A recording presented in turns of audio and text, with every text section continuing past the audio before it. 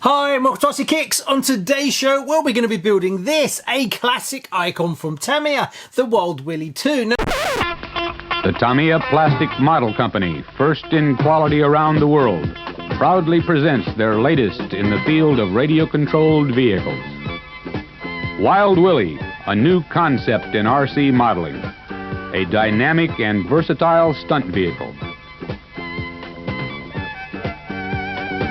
Wheelies, jumps, spin turns, and jump turns are easy with this fun-filled vehicle. Now, I've done an unboxing of this. If you haven't seen it already, I'll put a link up here. Go check that out. And I'll go through every little part that comes in this kit. Now, in this episode, we're going to build up the chassis. I'm going to give you as much detail as I can and do every single step, as this is definitely one for the beginners. Well, the chassis is. The body might be a little bit more difficult, but we'll come to that. So we're kicking off the build of the Tamiya Wild Willy 2. So I've got to lay out everything, but this kit comes with a fully built gearbox, which is great if you're starting out, but they fitted bushes in it. So what we've got to do is dismantle it, swap out all the bushes, and put it all back together again. So it's kind of more work if you get the idea. So let's get this sorted first before we crack on with the rest of the kit. So 2 screws gets your motor out, then there's 5 screws that hold the actual gearbox together, and then you just lift off the plate. So we've got to remove this bearing, that one, and there's some underneath as well, but it doesn't look too difficult at all. So we've got the 2 in the actual gearbox leading to the outdrives. Then we've got the 4 in a line gears. This one has actually got brass bushes in it, so we've got to change that. Then you've got one there and one on the other side. Same on this one. And then this is obviously just the diff itself, so there's nothing to do with that one. So I worked out the bearings in the gearbox, and you only need 8 1/150s. They're 11 by 4 millimeters R115-2RS. I've used rubber sided, doesn't really matter.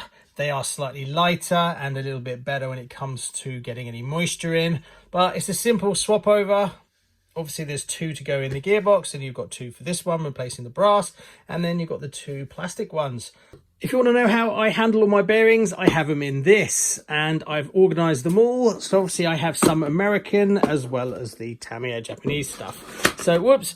So this is how many bearings I try to keep in stock, and then as they die down, I try to fill them up again. I buy in bulk as it's a lot cheaper for me, because you can imagine I burn through quite a lot of bearings. So what do I do with my hundreds and hundreds of plastic bushes and brass bushes? Well, I take all the plastic bushes and they go, whoop, and they go straight in the bin. As for the brass ones, well, yes, I collect them.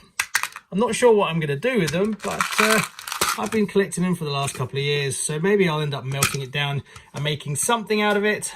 Maybe a wrench or something, I don't know. So there you go, all the bearings are in. You just got to put the top back on. Not the easiest to do it one-handed.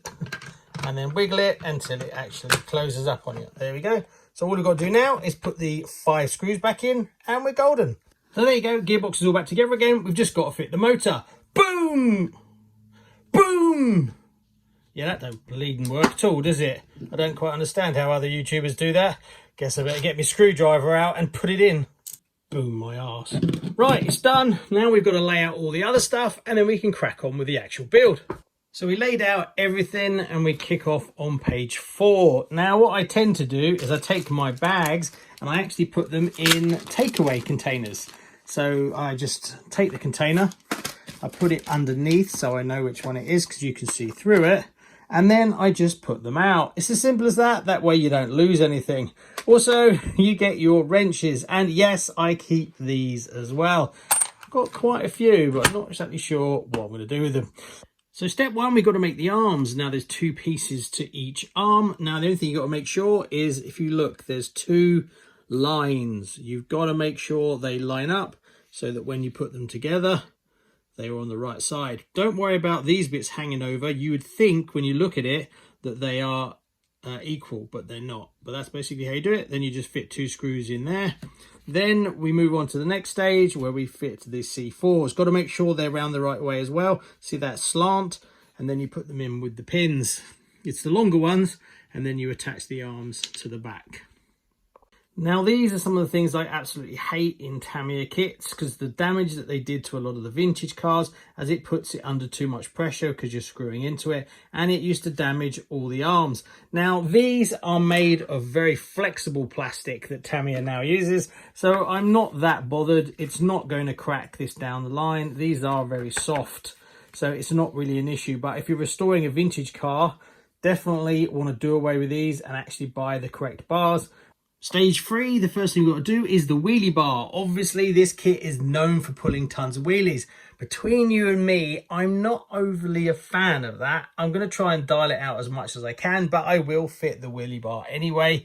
But I want to try and weight the chassis to stop it doing many wheelies, as I'd rather it just drove normally. So we've got to put this together, so it's just a sandwich. Then there's this metal part, which was in the A bag, and then it's just 2 screws. So pretty straightforward.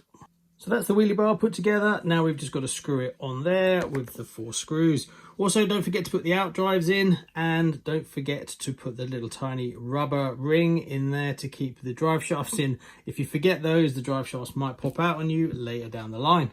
So that's stage 3 totally finished. So we now zoom on to stage 4, where we have the dog bones, the rear uprights. We also have the axles to go in, some bearings. Yes, you need 2 bearings at this point to go inside for the axles. Then we've got the dog bones to fit, and then we've got more pins, and that will give us the whole back end pretty much sorted already. A very simple car for sure.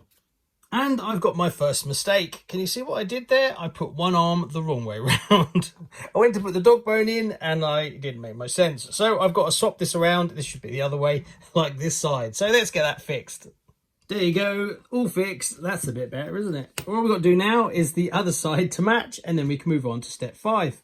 So there you go, that's the end of stage 4, and you've got to check, make sure everything's nice and loose, and they are nice and floppy, which means there's no binding going on. Now we move on to stage 5, where we're already putting the electronics in, so I need to set up a servo, as it looks like we've got to do the steering.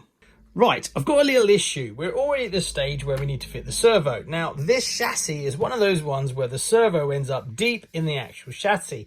So that's a problem, as the only servo I've got free at the moment is this Savox half height, low profile, whatever you want to call it. And this shouldn't really go into this, because this is a really good servo and it needs to be in more of a racing car.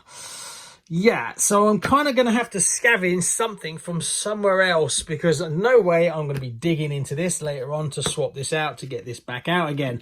I burn through so many of these. If you're a servo manufacturer, get in contact, as I would love to get a load of these from you to make my life a little bit easier, as running out of them is a right faff.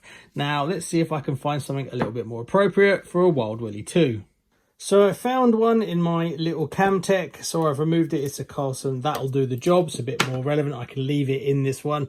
But sorry, Camtech, I had to take that out for now, but I will put something back in you, as you have everything else. So I hate taking bits out of cars. I like them to be fully ready to go. Right, anyway, now we have the servo. We have to fit the servo saver. So let's dig that out. So today's video is sponsored by Rochester RC. So if you're looking at splashing out on your next RC adventure, head over there, as they have lots of cool RC kit, and they've hooked me up with a 5% discount code for you, plus free shipping. Yes, you can get it delivered to your door totally for free. So at checkout, use the coupon code RCKicks. Also, it helps support the show a little bit as well.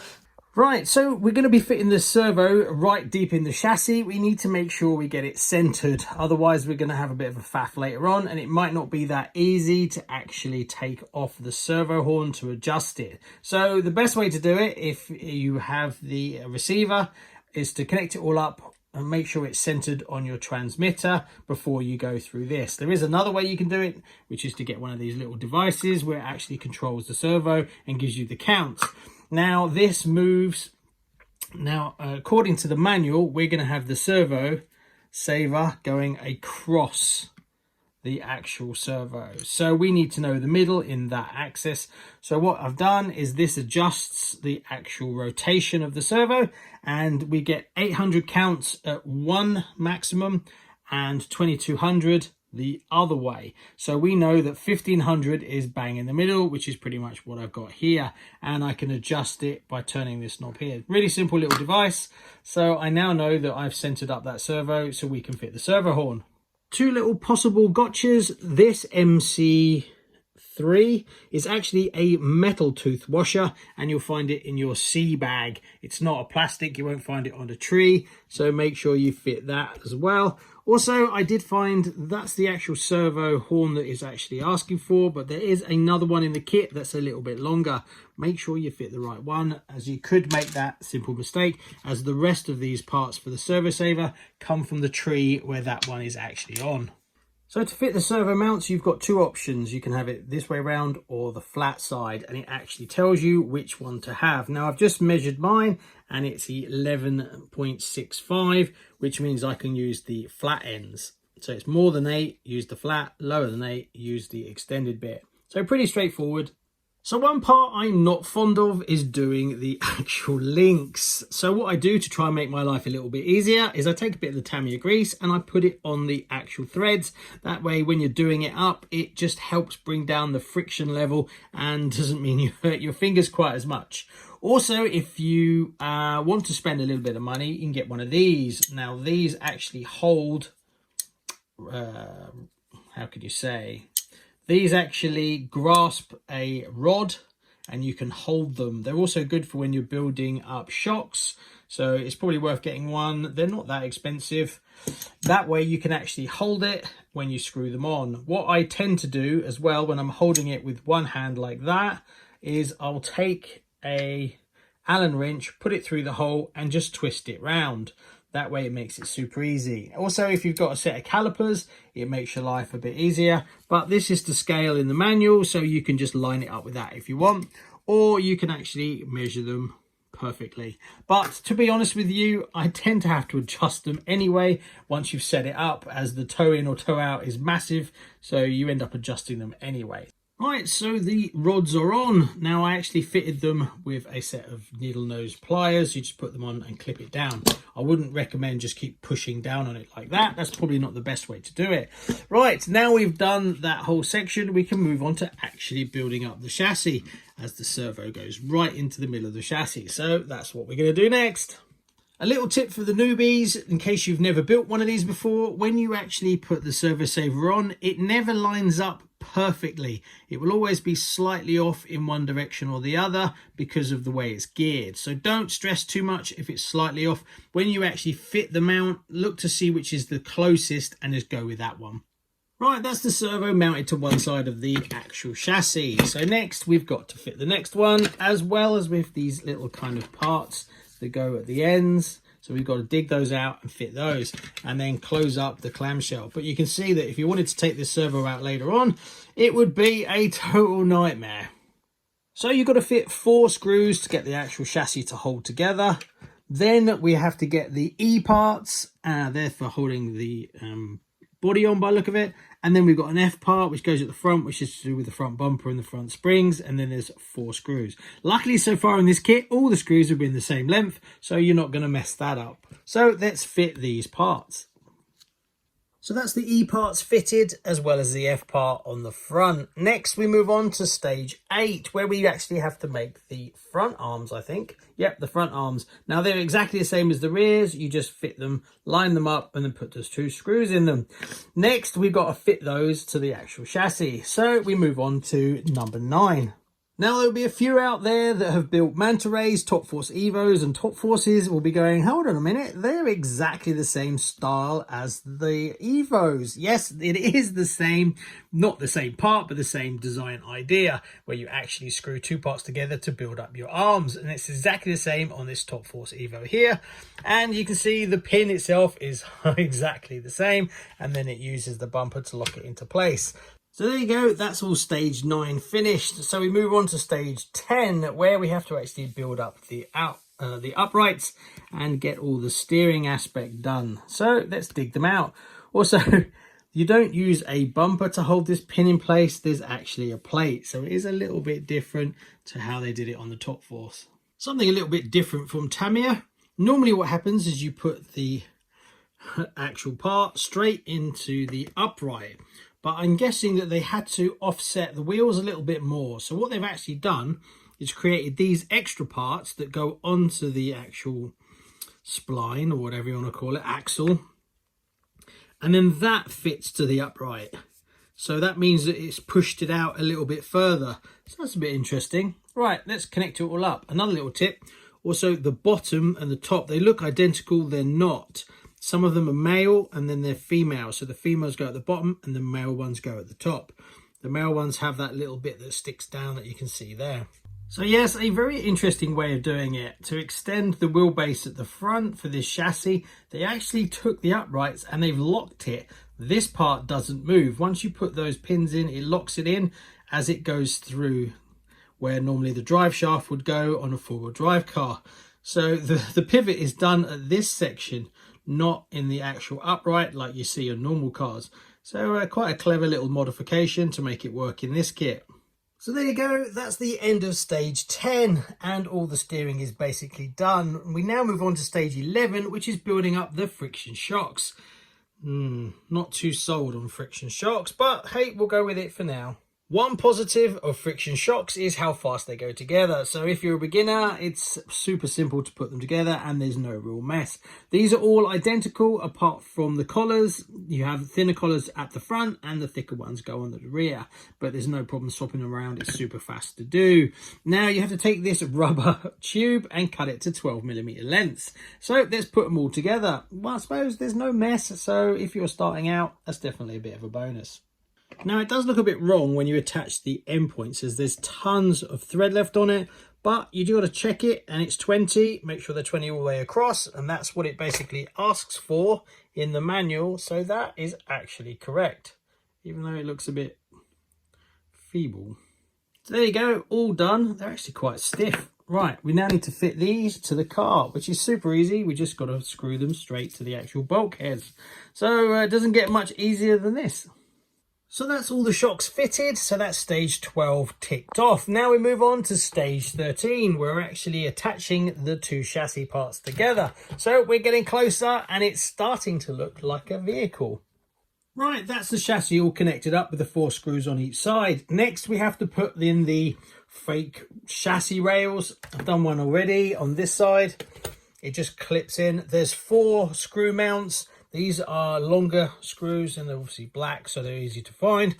And then you just fit those and then the body mounts go on. So let's fix the second chassis rail and then we're getting closer to putting the wheels on.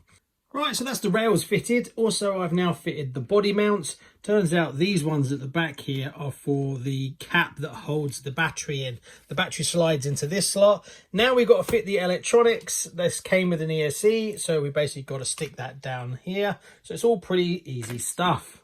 So there's your electronics put in. I need to test it before we clean everything up and neaten up the wires. So we've got to test it. So we're almost there. Now we need to put the wheels on it, then fire it up and see if we can bring it to life. So to fit the wheels and tyres, it's pretty straightforward. Obviously this is rear wheel drive, so what you got to do is you need to have a bearing to go in there, same as all the other bearings that go in this kit. So you fit the bearing on first, then once you push it down, you've got to push it all the way down until you can see the hole going through.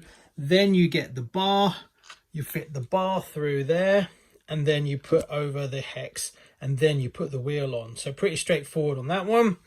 On the other one, all you've got to do is fit 2 bearings, one on each side, and then just drop it onto the actual axle and then do it up. And once you get the wheels on, you get to realise just how square this chassis is. I can see why they had to do the modifications on the uprights to get the front offset to be right. That is, yeah, pretty much as wide as it is long. Make sure you get your tyres around the right way. Obviously, it's very easy to put them on the wrong way round or have one round differently to the others. It's supposed to be chevrons get facing forward, but you would kind of think sometimes that you would want the other way around to dig in, but that's how it is on the actual box. But hey, if you prefer them the other way around or you're not bothered, well, it's yours. Do what you like. Right, now let's fire it up, bring it to life, and then I can tidy up all the wires. Right, it's all alive, steering, and obviously rear wheel drive, forward and backwards. Now, if you're doing this for the first time, you want to have the servo in your receiver position 1 and then the ESC in position 2. Black is the negative, so make sure you check on your receiver and it will tell you which side is negative, and then you should be golden. Also, I'm running LiPo, so my ESC, I have to set the tab for LiPo. It's all written down here, and then you just got a jumper setting to move across. It's really easy, nothing too challenging whatsoever. Obviously, because I centered my servo, it's now looking pretty good. So what we're gonna do now is tidy it up. Not the best wiring in the world, but it works and it will do for now. I'll sort the aerials out once I fitted the body. Now, my receiver is something you probably would never want to use in this as it's way overkill, but it's what I had in my parts bin, so it will do for now. Right, what's next? Well, we've still got to do a bumper, and I think we've got a few other little bits like fit the battery tray cover. Now, this has a very limited battery position that you slide it in, and it has to be a Tamiya one. Now, I actually have a 2S LiPo version, and it's super tight. So I'll probably end up having to run this on NIMH. So that is a bit of a limiting factor, that there's no margin to get something different in there. Right, let's get the bumper on, and I think we'll call it a day. One thing that's really good, Tamiya have included 2 types of bumper. So the one that's actually on the box is the smaller one, but they have put in a really large one to protect the front. So if this is going to be going to someone who is new to driving RC or someone young, definitely want to use the bigger one at first. I'm going to fit the smaller one as my driving is slightly better than no experience whatsoever, I guess. So that's the little bumper fitted. It does flex quite nicely. And the battery cover that goes over the rear. So we've already hit a bit of a snafu. Now I know the car is fully working in this format, and I just started getting out the body, and what I've noticed is the body has tons of space in the rear, but it drops down a lot. And that's a problem, as when I go to fit it, it's actually hitting the receiver. So we need to move the receiver to the back. So the plan is I'm going to take it off here and try and fit it in here to make it work. So yeah, you got to test this stuff. I thought that it had loads of space underneath, but actually it doesn't in this section. So I relocated the electronics, and now the body fits properly. There's only the wire for the motor on this section. Everything's in the back, which is the better way to do it. And now I can actually fit the body and put the pins in. So that's basically how it's going to go. So the Wild Willy chassis is super easy to build, and I can highly recommend it to a total beginner. Now we turn our attentions to the body, and this is where it might be a little bit more challenging.